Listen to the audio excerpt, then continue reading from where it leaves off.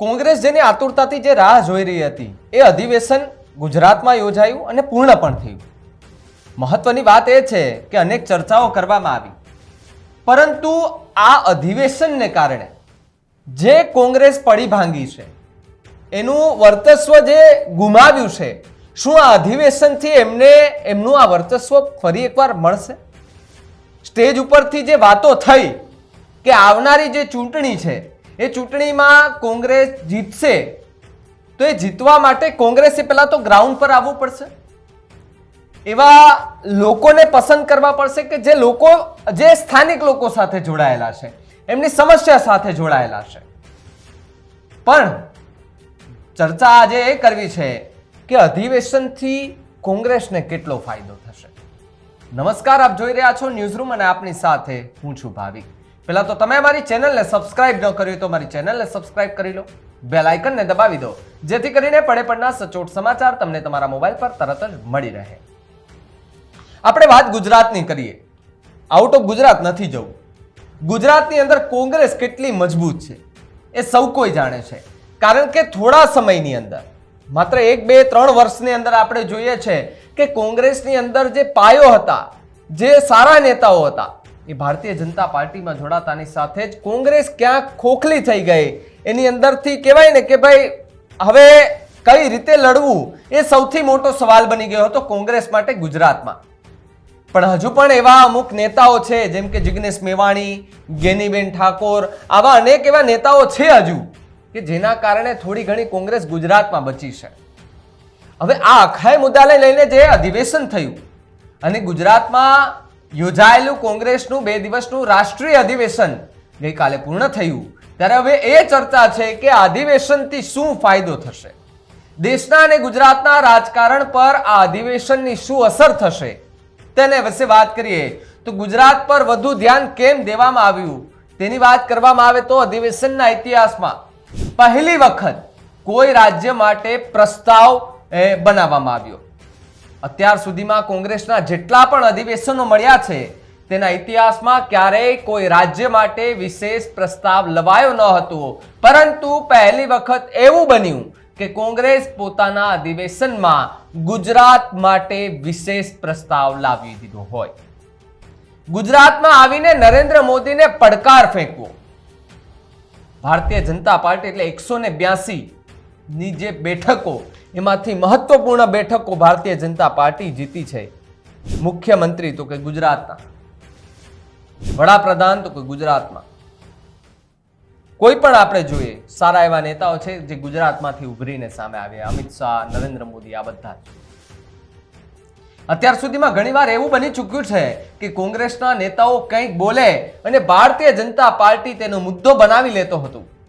જો કે આ વખતે એવું જોવા નથી મળ્યું કે કોંગ્રેસના મોટા નેતાઓએ ગુજરાતમાં જ આવીને નરેન્દ્ર મોદી અને ભાજપ સામે બિંદાસ થઈને નિવેદનો આપ્યા.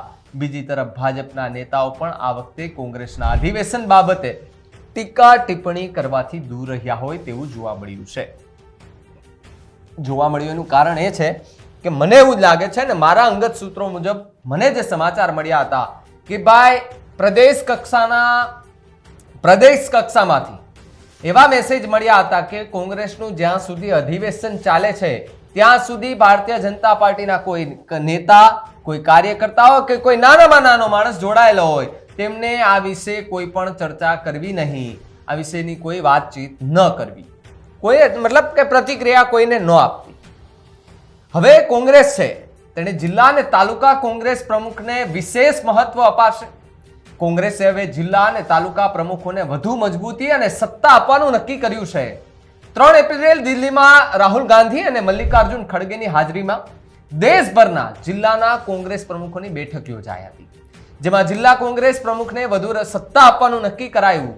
અમદાવાદમાં અધિવેશનના બીજે દિવસે ખડગેએ મંચ પરથી જાહેરમાં કહ્યું હતું કે કોંગ્રેસ હવે જિલ્લા પ્રમુખોને ઉમેદવાર પસંદગીની પ્રક્રિયામાં સામેલ કરશે. જિલ્લા પ્રમુખોની પસંદગીમાં હવે ખુદ રાષ્ટ્રીય નેતૃત્વ જોડાશે. તેની શરૂઆત ગુજરાતથી થશે. 15મી એપ્રિલે રાહુલ ગાંધીની હાજરીમાં ગુજરાતમાંથી જિલ્લા પ્રમુખોની પસંદગી કરાશે, જેના પછી 28મી એપ્રિલે રાજસ્થાનના જિલ્લામાં પ્રમુખોની પસંદગી કરવામાં આવશે. આ રણનીતિ કોંગ્રેસને મોટો ફાયદો કરાવી શકે તેમ છે, કેમ કે જિલ્લા અને તાલુકા પ્રમુખ ગ્રાઉન્ડ લેવલે લોકોના સંપર્કમાં હોય છે. તેઓ શહેર, જિલ્લાની પરિસ્થિતિ, વાતાવરણ, સ્થાનિક રાજકારણ અને સ્થાનિક સમસ્યાઓ તેમજ લોક મિજાજથી સારી રીતે વાકેફ હોય છે. જો તેમને સત્તા અપાય તે તેઓ આ બધા પાસાઓને ધ્યાનમાં રાખીને નિર્ણય લઈ શકે છે. પ્રદેશ સ્તરના નેતાઓ જવાબદારીના કારણે લોકો સાથે એટલા એટેચ નથી હોતા જેટલા જિલ્લા અને તાલુકા કક્ષાના નેતા હોય છે. જૂના નેતાના સ્થાને નવા ચહેરા, ઝુંઝારુ અને યુવાનોને વધારે મહત્વ આપવાની વાત થઈ હતી. અત્યારે ગુજરાત કોંગ્રેસની ટોચની નેતાગીરી છે તે લગભગ બધા જૂના નેતાઓના સંતાનો છે. હું એમ કહીશ કે તે લોકો અસંકાલીન રાજકારણીઓ છે, પૂર્ણકાલીન રાજકારણીઓ નથી. દિવસમાં 3-4 કલાક જો રાજકારણમાં આપતા હો તો તમે સફળ ન થાઓ. સંપૂર્ણપણે રાજકારણમાં ઝંપલાવવું પડે. જુનિયર નેતાઓ સંપૂર્ણપણે રાજકારણ પર આધારિત છે. પ્રમાણમાં યુવાન છે. પ્રદેશ કોંગ્રેસની અત્યારની જે નેતાગીરી છે તે 70 વર્ષની આસપાસની છે. પ્રમાણમાં ખૂબ યુવાન તેવા યુવા નેતાને મૂકીને કોંગ્રેસ પુનઃ ઘડતર કરવા માંગે છે અને પેલા લોકોને માર્ગદર્શન મંડળમાં મૂકવા આવે તેવું બને. અને તમે જુઓ કે જિગ્નેશ મેવાણી, લાલજી દેસાઈ ફીલ્ડમાં સક્રિય દેખાય છે, પણ ભરતસિંહ કે અન્ય લોકો ફીલ્ડમાં સક્રિય દેખાતા નથી, એટલે તેમને રિપ્લેસ કરીને નવું બ્લડ મૂકે તેવું પણ બની શકે છે. હવે આ કોંગ્રેસનું જે અધિવેશન યોજાયું હતું એ અધિવેશન અને એનાથી માત્ર ગુજરાતમાં નહીં પણ આખા વિસ્તારની અંદર, ભારતની અંદર, કારણ કે ભારતીય જનતા પાર્ટી એની સામે પડકાર ફેંકવો એ પણ ગુજરાતમાં આવીને આ સૌથી મોટા સવાલો એ ઊભા થઈ રહ્યા છે. પણ આ અધિવેશનથી ગુજરાત અને બીજા અન્ય રાજ્યોને શું ફાયદો થશે?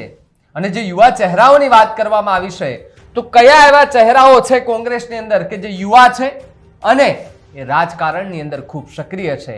જો તમારા ધ્યાનમાં પણ આવા કોઈ નેતા હોય અને તમને પણ આ કોંગ્રેસના અધિવેશનને લઈને કંઈક કહેવું હોય તો તમારા નીચે આપેલા કમેન્ટ બોક્સમાં જણાવજો.